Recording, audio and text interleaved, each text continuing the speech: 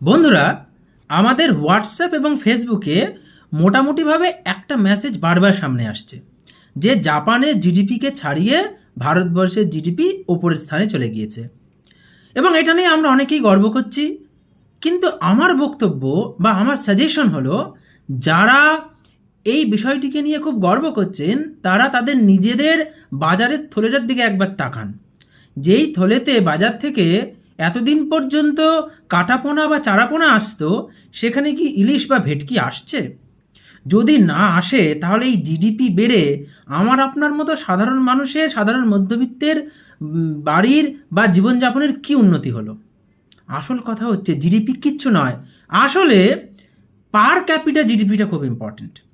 ভারতের জিডিপি যেখানে 4.19 ট্রিলিয়ন হয়ে সামান্য 1-2 পয়েন্ট এগিয়ে জাপানের চেয়ে ওপরের স্থানে এসছে, সেখানে জাপানের পার ক্যাপিটা ইনকাম ভারতের তুলনায় 11 বা 12 গুণ বেশি। ভারতবর্ষের সাধারণ মানুষের পার ক্যাপিটা ইনকাম হচ্ছে $3,000 কম, যেখানে জাপানের পার ক্যাপিটা ইনকাম প্রায় 33,000 বা তারও বেশি। কাজেই বুঝতেই পাচ্ছেন তাদের জীবনযাপন আমাদের চেয়ে অনেক ভালো, অনেক উন্নত। সত্যিই যদি আমরা জাপানিজদের মতো উন্নত জীবনযাপন চাই, উন্নত প্রযুক্তি চাই এবং তাদের মতো পারচেসিং পাওয়ার চাই, অর্থাৎ তাদের মতো পার ক্যাপিটা জিডিপি চাই, তাহলে আমাদের দরকার একটা ভিশনারি গভর্নমেন্ট। যারা শুধুমাত্র ধর্ম বা ছোটোখাটো কোনো বিষয় নিয়ে ভোট চায় তাদের থেকে দূরে থাকুন।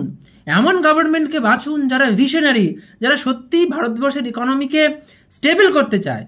এখন সেই গভর্নমেন্ট কে হবে, কোন দলের হবে, সেটা আপনাদের ব্যাপার।